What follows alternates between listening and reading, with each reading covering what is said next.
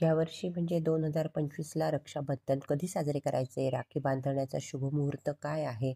राखी बांधण्याची पद्धत काय आहे? भद्रा काळ म्हणजे काय? भद्रा काळाची वेळ काय असेल?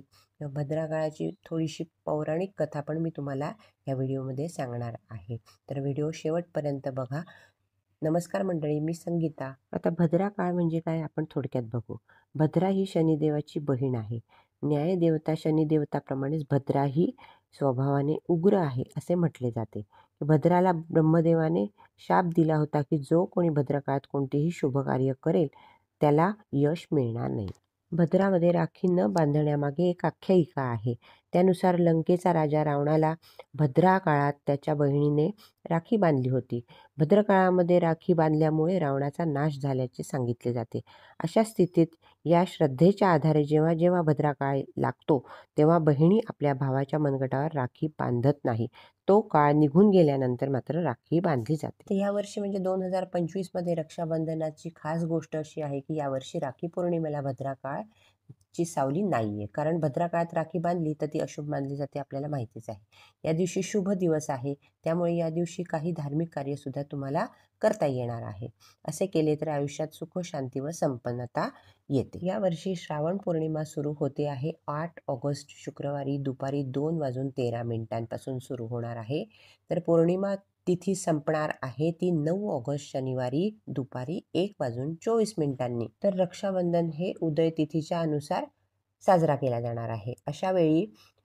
यावेळी राखी पौर्णिमा आपण 9 ऑगस्ट शनिवारीच साजरी करणार आहोत. यावर्षी पौर्णिमा तिथीच्या दिवशी म्हणजे 8 ऑगस्टला भद्रा काळ दुपारी 2:12 सुरू होणार आहे.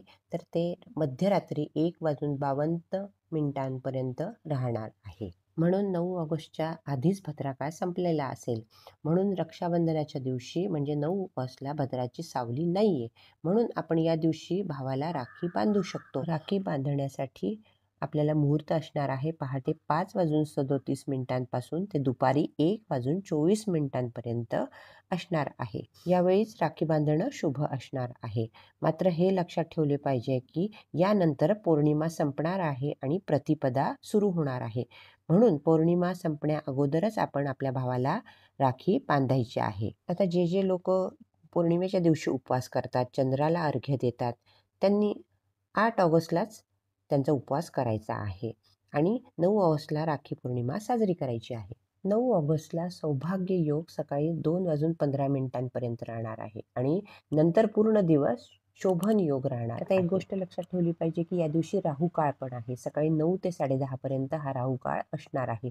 या वेळात फक्त तुम्ही आपल्या भावाला राखी बांधायची नाहीये. जमले तर होईल आपल्याला ती वेळ फक्त टाळायची आहे.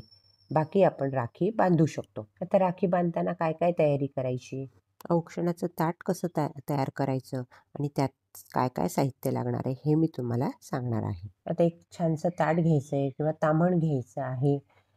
त्यात कुंकू, तांदूळ, मिठाई, राखी आणि एक दिवा घ्यायचा आहे.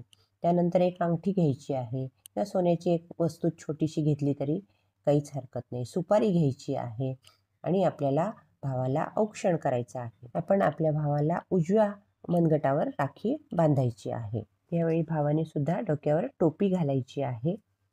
एक पाट मांडायचा आहे आणि पाटाभोवती आपल्याला रांगोळी काढायची आहे आणि त्या पाटावर भावाला बसवायचे आहे. प्रथम भावाला आपण तिलक लावायचा आहे आणि तिलकावर आपल्याला तांदूळ सुद्धा लावायचे आहे.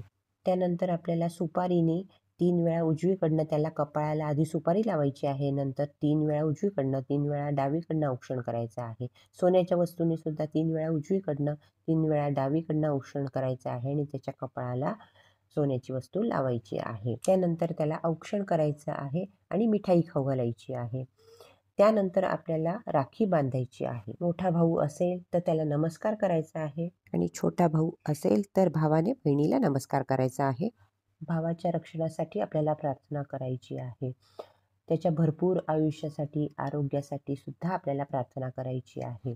अशा पद्धतीने आपल्याला राखी पौर्णिमा मस्त मजेत, आनंदात साजरी करायची आहे. आणि सगळ्यात महत्त्वाचं म्हणजे आपल्याला गोडाधोडाचं जेवण करायचं आहे. मी थोडक्यात राखी पौर्णिमेची माहिती देण्याचा प्रयत्न केला आहे. व्हिडिओ आवडला तर लाईक करा. धन्यवाद.